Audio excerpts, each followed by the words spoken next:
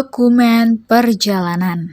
Baiklah anak-anak, setelah kalian menyaksikan video dari destinasi di Turki, apakah kalian tertarik untuk travel ke Turki? Iya ibu, saya sangat tertarik ke Turki. Baiklah, menurut kamu apa saja sih yang harus kita siapkan untuk travel ke Turki itu? Menurut saya paspor ya bu. Ya, benar sekali Erika. Salah satunya paspor masuk ke dalam dokumen perjalanan. Berikut penjelasan mengenai dokumen perjalanan. Dokumen perjalanan. Dua dokumen penting ini sangat diperlukan ketika kamu ingin berpergian ke luar negeri. Bagi orang yang terbiasa berpergian ke luar negeri, mungkin sudah tidak asing lagi dengan kedua dokumen tersebut. Tapi bagaimanakah dengan orang awam yang belum pernah berpergian ke luar negeri? Tentu mereka pasti akan bertanya-tanya, apa sih bedanya paspor dengan visa? Apa itu paspor? Paspor adalah dokumen yang dikeluarkan oleh institusi resmi negara sebagai tanda identitas warga negara saat berada di negara asing. Lebih gampangnya, paspor adalah KTP yang berlaku di negara lain. Berikut ini jenis-jenis paspor yang berlaku di Indonesia. 1. Paspor hijau atau paspor biasa digunakan oleh masyarakat umum yang ingin berkunjung ke suatu negara.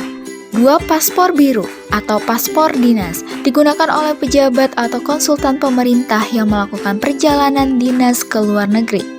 3. Paspor diplomatik yang digunakan untuk perjalanan diplomatik.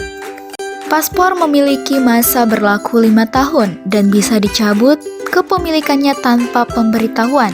Jika ingin memperpanjang masa berlaku paspor, kamu bisa datang langsung ke pihak imigrasi dan melakukan perpanjangan sesuai dengan syarat dan ketentuan. Sedangkan visa adalah dokumen yang digunakan sebagai tanda izin memasuki suatu negara.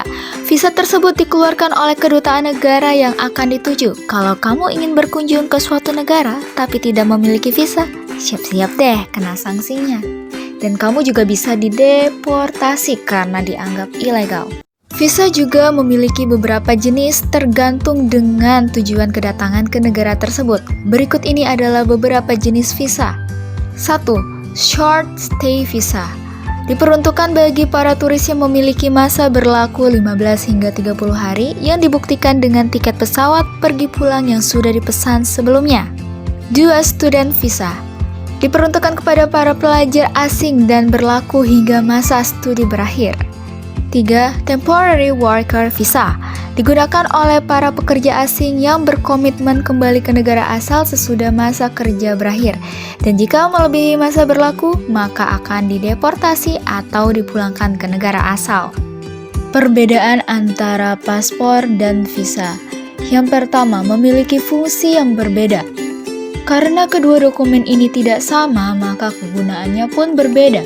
Paspor digunakan sebagai tanda sah kepemilikan kewarganegaraan, sedangkan visa bisa dikatakan sebagai surat izin bahwa negara yang akan dikunjungi menerima dan aman. Berikutnya yaitu paspor memiliki isi berupa data diri, tanda tangan, dan halaman kosong yang digunakan untuk catatan perjalanan ke luar negeri. Jumlah halaman tersebut berkisar 24 sampai 48 halaman.